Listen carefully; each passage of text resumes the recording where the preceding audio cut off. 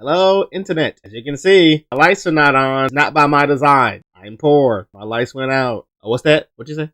Oh, you said don't got shit to do with the video. Oh, bad. Let me go and lock in for you.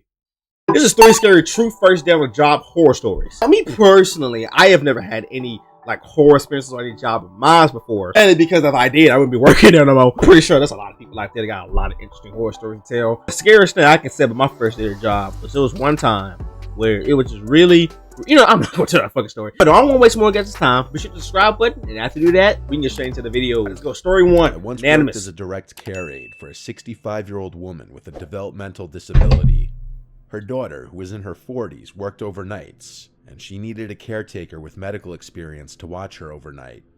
When I say once worked for them, I mean I literally worked once, just this night, and you're about to hear why I never went back. The 65-year-old woman's name was Martha. Her daughter's name, who contacted me, was named Colleen. It's possible Colleen didn't have any other family to watch her and didn't want to or couldn't afford to put Martha in a nursing home. Or it was possible that she felt more comfortable hiring somebody with some form of experience to watch over her. At the time, I was already a direct care worker for 2 other women who suffered some forms of developmental disabilities, so I had experience. But nothing prepared me for that night. Colleen left for work. Earlier that day, I worked my first job, so I was really pushing my body to exhaustion, trying to make as much money as possible. Oh boy, y'all know your ass tired. Martha had given me a smile before Colleen brought her upstairs to her bedroom for the night. It was around 9 p.m. Colleen told me that Martha would sometimes walk around the house at night acting confused, and I'd need to calm her down and bring her back to her room. She specifically addressed this not to be a form of sleepwalking when I asked. She said it's one of the symptoms of her mother's dementia. I told her to... I'm not gonna lie to you, but sleepwalking is low-key red flag. Low-key red flag. Low-key red flag. We can continue though, I'm just rest assured that I'd know how to handle it. I spent my time initially in the living room, catching up on my show. These jobs aren't super glamorous, and for the most part, it is a lot of sitting around. I heard footsteps These from upstairs. fucking ambience sounds are gonna kill me. I went to the stairway and looked up the stairs, then called Martha's name, asking if she needed anything. She didn't answer. I heard her footsteps go back to her room, and then the door closed. Maybe she went to the bathroom. I went back to the living room and watched some more TV. It was maybe an hour later that I got up to grab my sandwich that I brought from the fridge. As I left the kitchen with a plate and my sandwich to go back to the couch, I nearly had a heart attack and dropped the plate when I saw Martha standing at the doorway. Glass shattered everywhere. I apologized to her and asked if she was okay. She started yelling at me, "Who are you?" Oh, hell no. I'm her direct care worker here to make sure she's okay. No. Everything she said at this point was in a loud scream. "Why are you here? I don't know you." Things of that nature. I reminded her that we had just met and that her mother Colleen hired me to watch her and the house. This seemed to work for long enough for me to get her to come back upstairs with me and to her room. I brought her up a glass of water and some melatonin and clonazepam. I made sure she took both before going back downstairs. After a few hours, I was absolutely exhausted. I had to get a couple hours of shut-eye. There was a spare bedroom upstairs with a twin-size bed where Colleen said I could rest if needed. I felt like at this point Martha was asleep for the night from the melatonin. I fell asleep. Melatonin get the job done. I'll tell you that right now. Sleep for only maybe an hour. I woke up to a sound from downstairs. What? It was this repeated slamming. Every 1 to 2 seconds, something from downstairs was being slammed. No, sir. No, sir. No, sirree. Martha, I know you're 65 years old and you got dementia. And baby girl, I love you, but I will put these knuckles on your ass. She better not be hooked. I jumped out of the bed. I had left the bedroom door open so that I'd hear anything if Martha got up. Case in point right here. When I got to the stairs, I realized the slamming was coming from the kitchen. I walked down the stairs in as quick of a speed as I could while still remaining quiet. Getting to the bottom, I peered around the opening to the kitchen, and what I saw was like a scene from a scary movie I'd seen before. And what was that? I saw Martha in the darkness, standing in front of the oven, repeatedly opening it and slamming it shut. It was horrifying. Now, chat, let's be real now. If someone like me was in a situation, What you think I would have done? It ain't multiple choice. It's constructive response. I'm gonna give you a hint. I would have went. Mwah. I would have went. Mwah. I would have went. I would have got down like these. I would have went like them. Yeah, you feel me? So. When I say I saw Martha, I really only saw her silhouette. It was that dark in the kitchen. I said Martha really loudly, and she stopped, turned to her left at me, shut the oven door one final time, and started walking towards me, towards the stairs. I said in a now softer, kind of scared sounding voice, "Are you okay?" She got close enough to me where I could now see her facial features, and she looked at me with this blank expression, then walked right past me and started walking up the stairs. I followed her upstairs, but as soon as she got to her room, she slammed her door shut. I knocked on the door saying, "Martha, are you alright?" She didn't respond. I quietly opened the door just to peek inside, and I saw Martha at the side of her bed, just standing facing the wall. I've seen a lot, but this was some pretty unsettling behavior that I feel like is the exact kind of stuff you'd see in some scary movies, like I mentioned before. It is. I walked over to her and gently eased her into the bed. When she was laying down, I covered her, and for what I was hoping would be the final time, I said goodnight, Martha, and shut her door. I went across the upstairs to the spare room and went back to bed. I purposely tried not to fall asleep for at least half an hour just in case she'd wake up again, but I don't even know if I made it that long. All I know is I fell asleep pretty freaking quickly. I woke up once again, however much later. The room was still pitch black, and the 1-hour alarm I set had not yet gone off. I looked around the room, wondering what woke me up. I didn't see what it was until I heard a sound from inside the closet. I then noticed the cracked open closet door and the black shadow of a head peeking out of the closet. Again, I almost had a heart attack. I said, "Martha." She didn't answer. I kept saying Martha a bunch of times until she pushed the door open and I saw her approaching the bed slowly. She started saying what she was saying hours ago again. "Who are you? I don't know you." As she got closer, I tried calming her down, reminding her who I am. I reached for the lamp next to the bed and fumbled with it until it turned on. Martha was holding a huge kitchen knife in her hand. Nope. Martha, I gotta knock your ass out. Martha was now a threat to my life, and I had to worry about myself, not her. I screamed at this point. Martha put the knife down. I guess my scream stressed her out because she got closer and started screaming back at me, still repeating, "I don't know you." I wasn't going to attempt to calm down a knife-wielding dementia patient. That was not in any job description. It's shit. I mapped out a way to run around her in the bedroom, and I went for it. I jumped off the bed on the side further from her, and she screamed again, "Who are you?" She swung the knife at the air as I ran past her.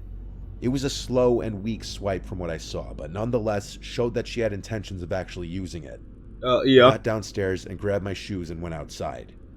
Instead of calling 911, I called Colleen as she requested I do if there's an issue. Yeah, don't call 911. I was courteous in doing this because getting law enforcement involved is never doing anyone any favors. No, they're not. Colleen was yelling into the phone at me not to leave her, and honestly I yelled back that she attempted to kill me and that I didn't call the police.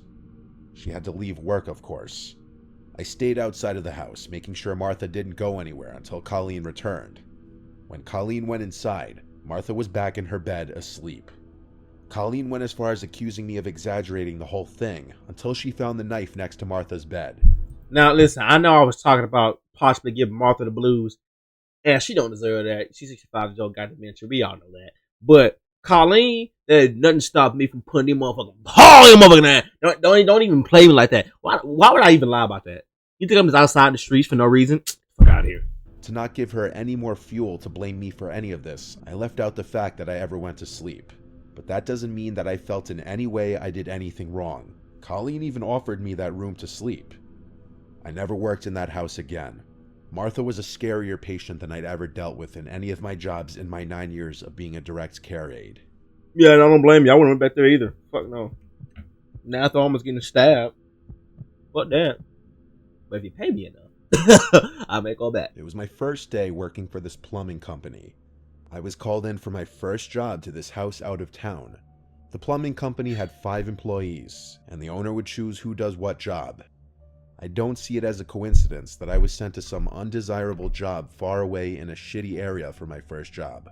The call was for a leaky pipe under the sink, which is typically the easiest, most basic job to get a call for, depending on the root cause of it. I pulled up to the house, my first ever call, and it was an absolutely disgusting looking house, completely run down as if no one had lived there for years. I went up to the house and knocked until a middle-aged man opened the door. I didn't like his aura from the start. He had this unflattering, disproportionately wide smile that made his entire face appear off-putting. Why? His voice was also really soft and high-pitched, not the voice I was expecting to come out of his mouth. Or maybe it was, given his unusual appearance. He welcomed me inside of the house. I realized there wasn't a single piece of furniture in the house. What? Just moved in? I asked him. He replied yes and then chuckled. Or maybe I should say he giggled because it was just a weird, high-pitched little laugh.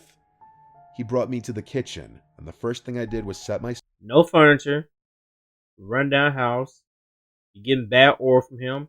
I would have dipped immediately. No sir. I would not have been doing it. Especially shit like this. Stuff down on the counter, then opened the cabinets under the sink.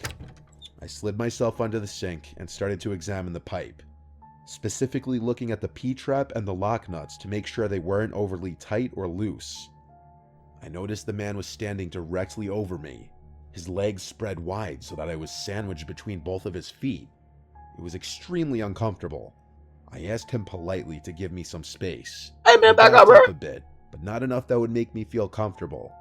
I realized that I didn't see any water leaking at all, so I got out from under the sink and tried running the water, but no water came out of the faucet. I looked at the weird man and asked him why the water wasn't running. He said he must have shut off the main water valve without realizing it. When I say I stood there speechless for a few seconds, I'm not exaggerating. I asked him bluntly, how do you do something like that by mistake? I'm saying. He smiled and shrugged his shoulders. I asked him to go turn the water valve back on. He turned and said he'd be right back, and I saw him leave the kitchen, but then I heard footsteps walking upstairs. I'd never in my life heard of a water valve being upstairs in any house. Sketchy as hell. Something was off with this guy and the situation. Everything from the condition of this house to his mannerisms. And then I started hearing multiple sets of footsteps from upstairs. No.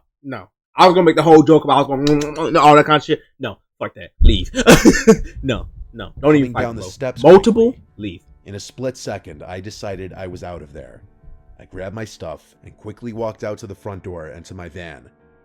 I'm a pretty large and loud dude, so I'm not really intimidated very easily by people in a physical way. But there was something about that situation and that guy that told me that some shit was about to go down. Yeah. I looked at the house for a second, and then I drove away. I called Dave, my boss, letting him know it was just some kind of prank, because that just sounded better than me saying I was scared of that guy.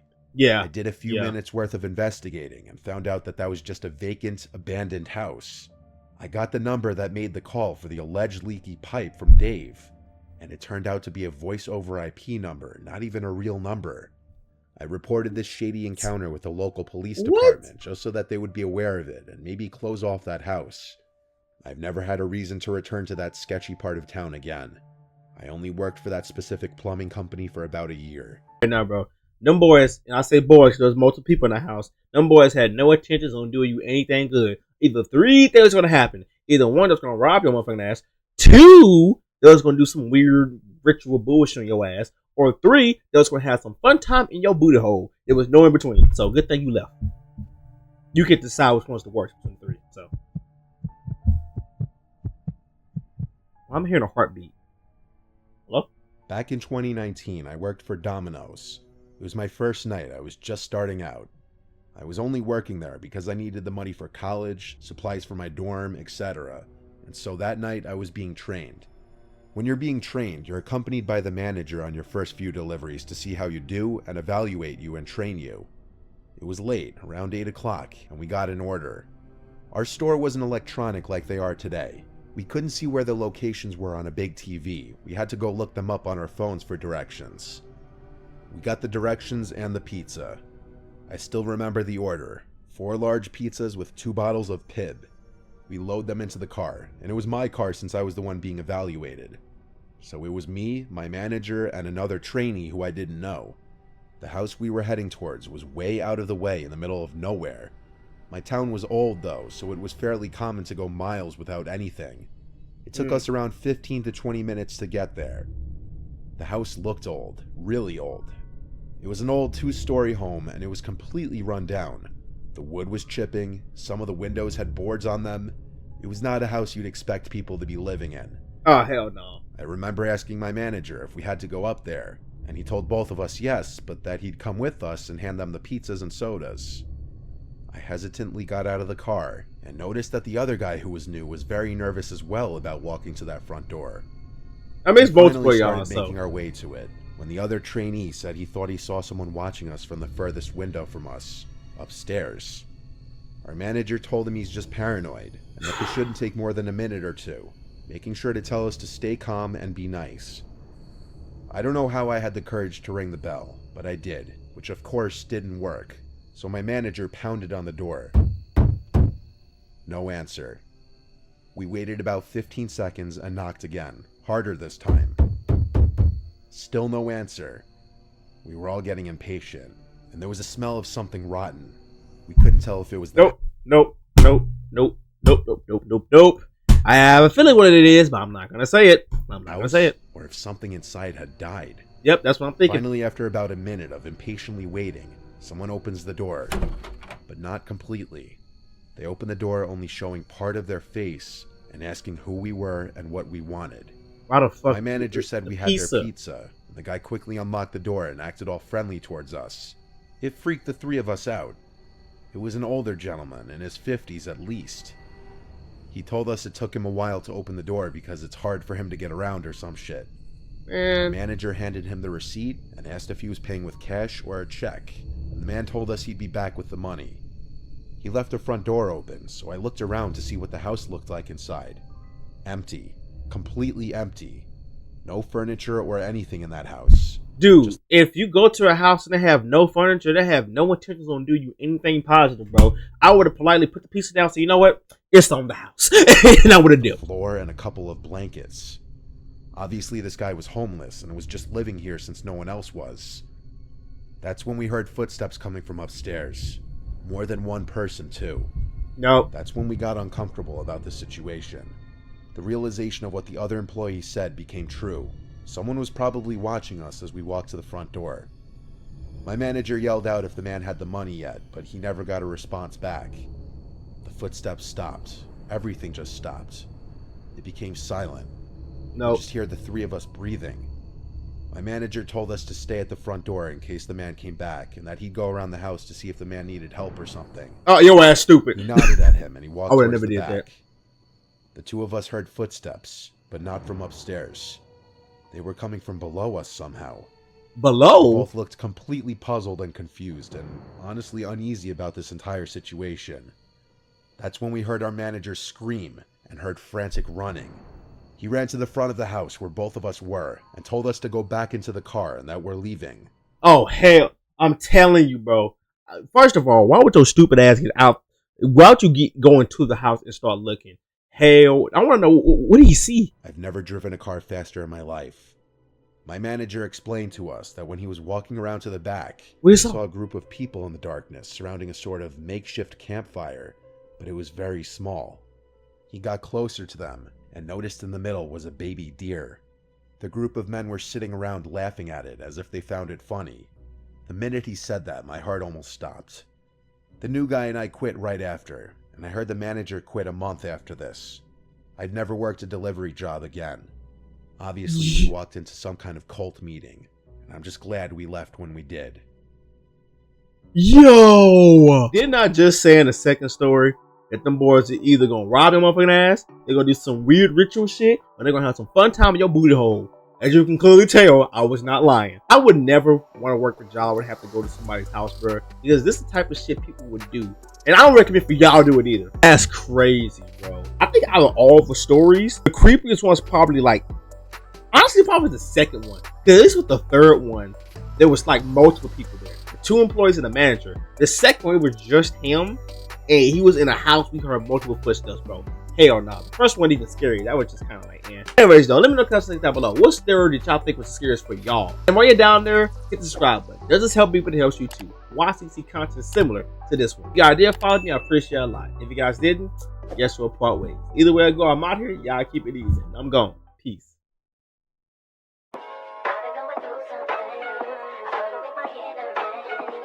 That's all it is, man. Leap of faith.